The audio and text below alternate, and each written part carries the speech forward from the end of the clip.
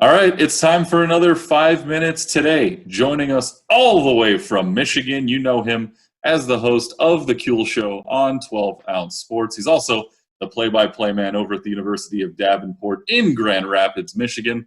Tyler Kuehl is here. Tyler, thanks so much for joining us today. Well, thank you very much, Eric, for taking the time, for allowing me to come on the show. I mean, risking a lot, I can tell you. Yeah, right. Might as well give the people something to look forward to while we're all kind of stuck at home in these strange times. All right, we just saw the Stanley Cup Final wrap up. I know you're a big hockey guy, so what are we going to talk about today? Well, we're going to talk a little bit about the Tampa Bay Lightning and their run, a run that I somehow predicted 538 days before it happened. Wow, that's a resume builder. I jokingly picked them to win right before they lost to Columbus last year in the playoffs. I said, hey, congratulations to winning the 2020 Stanley Cup because history repeats itself. The Red Wings in 96 won 62. They won in 97. So I thought, a shot in the dark. Didn't think I was going to be right. Well, it worked out. If it's any consolation, I did have the Lightning in the final, but losing to Vegas. Well, we won't talk about that. Anyway, let's put 5 minutes on the clock. We're talking Lightning and Stars from this strange Stanley Cup Final. Here we go. So Tampa gets their second championship in franchise history, third trip to the Stanley Cup Final in such a strange year. So many firsts, right, because of how different of a year it had to be. First time since 1928, the entire Stanley Cup Final was played in one venue. First time since 1989, it was entirely played in Canada. First time since 2011, the Cup was handed out in a Canadian city, though it was to the Boston Bruins, not to the Vancouver Canucks. Lots of firsts. Tampa partying like it was 2004, though. It was just this incredible run because I doubted Tampa from the beginning because they played Columbus like they did in 2019. I'm like, thinking, man, Tortorella's going to beat them up just like he did last year.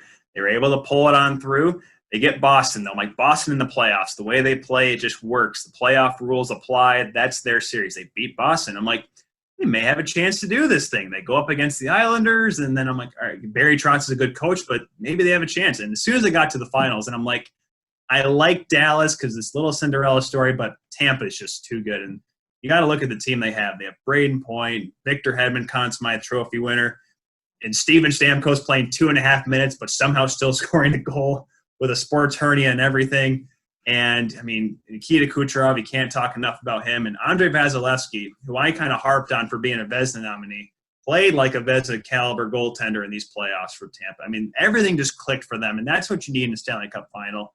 And the way this team has progressed over the last couple of years, it's a lot of skill, but this year you get Patrick Maroon, Barclay Goodrow, Blake Coleman, tough guys, grinders. That's what wins games in the playoffs. Having these kind of players like that, that's what made Tampa such a great team and a team that was able to pull it off this year and win the Cup.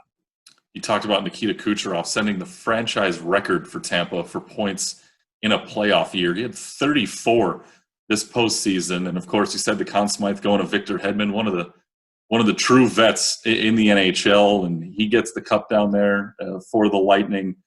It almost seemed like every single thing was working for them throughout the whole season. I watch a lot of the Boston Bruins play. My family's from Boston, and I just felt from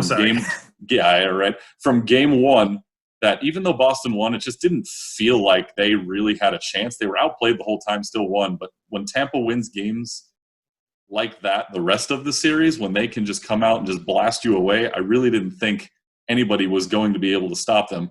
I thought Vegas would at the start of the playoffs, but as the playoffs went along, you could tell this was going to be their year. On the other side, for Dallas, you had the old vets on that team with the Corey Perrys and the Joe Pavelskis of the world, and getting guys who were rivals for such a long time to come together to put together a run like that really makes you tip the cap to the Stars and everything they did.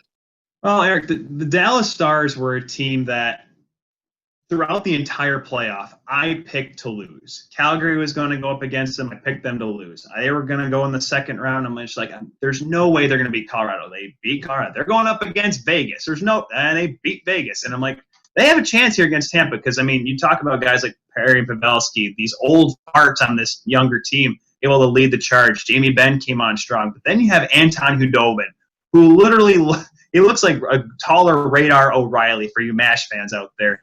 And he was able to put together one of the best playoffs I think we've seen, stole the show for the entire series. Looked like J.S. Shiger back in 2003. That's how good he was playing for the Dallas Stars. And if he had won, I talked with Stephen Ellis of the Hockey News a few weeks ago. There was no question he was going to be the Conn Smythe Trophy winner had Dallas won.